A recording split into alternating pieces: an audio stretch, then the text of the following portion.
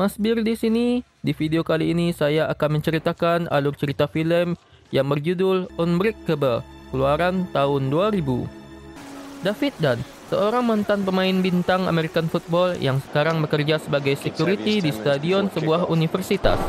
Suatu hari, kereta api yang dinaiki David mengalami kecelakaan hebat. Dari 130 penumpang yang tewas, hanya David sendirilah yang selamat. Bahkan ia tidak terluka sedikit pun. Hal ini membuat banyak orang kagum dan kebingungan. Setelah menghadiri upacara peringatan untuk para korban meninggal, David menemukan sebuah catatan dari toko komik limited edition di kaca mobilnya yang bertuliskan berapa kali David pernah sakit dalam hidupnya. Hal ini membuat David sangat penasaran. Jadi, ia menyelidiki apakah dirinya pernah absen sakit di tempat kerjanya.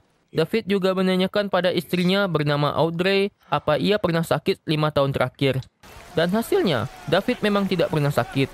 Kemudian David bersama putranya bernama Joseph pergi menemui si pengirim surat tadi di sebuah galeri komik bernama Limited Edition yang dikelola oleh ahli komik bernama Elijah Price. David mengakui pada Elijah kalau dirinya memang tidak pernah sakit. Elijah lalu menceritakan pada David tentang dirinya yang menderita penyakit tulang rapuh. Sebuah penyakit ini membuat Elijah mudah mengalami patah tulang dan ia sudah mengalami 54 patah tulang selama hidupnya. Lanjut, Elijah menjelaskan teori pribadinya bahwa kelemahan fisiknya sendiri harus diimbangi oleh seseorang di ujung lain spektrum atau berlawanan dari dirinya yang tidak dapat dipatahkan. Elijah yakin David adalah orang yang selama ini ia cari. Elijah juga mengakui bahwa dirinya percaya pahlawan super itu nyata. Mendengar hal ini membuat David mulai gelisah. Ia dan Joseph segera pergi meninggalkan galeri itu. Besoknya, Elijah pergi menemui David di stadion. Dari pembicaraan mereka, Elijah mengetahui kalau David memiliki kemampuan indera keenam. Jadi, tadinya mereka melihat ada pengunjung stadion yang keluar dari antrian saat ada pemeriksaan. Menurut intuisi David, orang itu membawa pistol warna silver di sabuknya. Merasa penasaran, Elijah mengikuti orang tadi sampai ia jatuh dari sebuah tangga dan mematahkan beberapa tulangnya. Tapi, ia melihat orang ia ikuti itu memang membawa pistol silver seperti yang dikatakan David. Sementara itu, di ruang bawah tanah rumahnya, David menemukan bahwa dia dapat melakukan bench press atau mengangkat beban seberat 350 pon atau sekitar 158 kg. Hal ini dilihat oleh Joseph dan membuatnya terkejut dan kagum. Joseph jadi mengidolakan ayahnya, percaya David bisa menjadi superhero, meskipun David menyatakan bahwa dia hanya manusia biasa. Suatu malam, Joseph tiba-tiba menodongkan pistol kepada David. Entah dari mana ia mendapatkan pistol itu. Ia merasa sangat yakin kalau David tidak akan terluka. Audrey melihat ini dan ketakutan. Namun David dapat memujuk anaknya itu untuk meletakkan pistol itu. Dan dengan segera, David mengambil pistol itu mengeluarkan pelurunya. Kemudian David menemui Elijah dan menentang teori pahlawannya dengan mengatakan insiden dari masa kecilnya ketika dia hampir tenggelam di kolam sekolah. Elijah membahas bahwa ini hanya menyoroti teori umum dalam komik di mana pahlawan super memiliki kelemahan fatal dan berpendapat bahwa kelemahan David mungkin adalah air.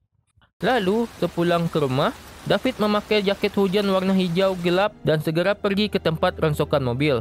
Di sana ia mengingat kecelakaan mobil yang mengakhiri karir atletnya, di mana saat kecelakaan dirinya tidak terluka dan ia dapat mencopot pintu mobil dengan tangan kosong untuk menyelamatkan pacarnya pada saat itu, Audrey.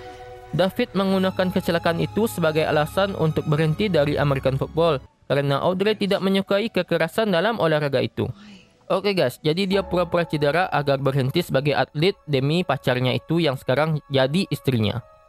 Di bawah pengaruh Elijah, David menyadari bahwa intuisinya hanya bekerja pada orang-orang berbahaya. Dengan mengasah kemampuan ini, David menemukan bahwa kontak sentuhan dengan orang-orang memungkinkan dia melihat tindakan kriminal yang telah mereka lakukan. Lalu, David pergi ke tempat ramai. Saat itulah, ketika orang-orang menabraknya di tengah keramaian, David melihat bayangan penerawangan berbagai kejahatan yang telah mereka lakukan seperti pencurian, penyerangan, dan pemerkosaan. David kemudian menemukan satu penjahat, seorang petugas kebersihan sadis yang telah menyerbu rumah sebuah keluarga, membunuh ayah keluarga itu dan sekarang menyekap si ibu dan 2 anak mereka. David mengikuti petugas kebersihan itu tiba di rumah keluarga di penglihatannya tadi. Di sana, ia menemukan jasad sang ayah dan melepaskan 2 anak-anak yang terikat. Namun, saat tiba di kamar tempat si ibu dikurung, David didorong oleh petugas kebersihan jatuh ke kolam renang di mana dia hampir tenggelam. Beruntung, David diselamatkan oleh anak-anak tadi. David segera kembali ke kamar dan melawan petugas kebersihan, mencekiknya hingga tewas. Lalu, ia melepaskan ikatan si ibu tadi. Keesokan paginya saat sarapan, David menunjukkan Joseph sebuah artikel koran yang menampilkan sketsa pahlawan tak dikenal. Joseph sadar kalau pahlawan itu adalah ayahnya dan berjanji untuk menjaga rahasianya. Kemudian, di sebuah event yang diadakan limited edition, David bertemu dengan Ibu Elijah dan mereka berbicara. Ibu Elijah menjelaskan perbedaan beberapa penjahat di komik, antara penjahat yang melawan pahlawan dengan kekuatan fisik dan penjahat yang menggunakan kecerdasan mereka, di mana yang kedua lebih sulit dikalahkan pahlawan.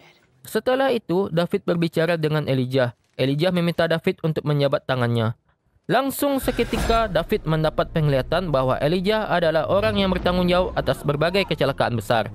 Bahkan, kecelakaan kereta yang dialami David adalah ulah Elijah. Elijah mengungkapkan bahwa semua itu demi menemukan seseorang yang sesuai dengan teorinya tentang pahlawan super.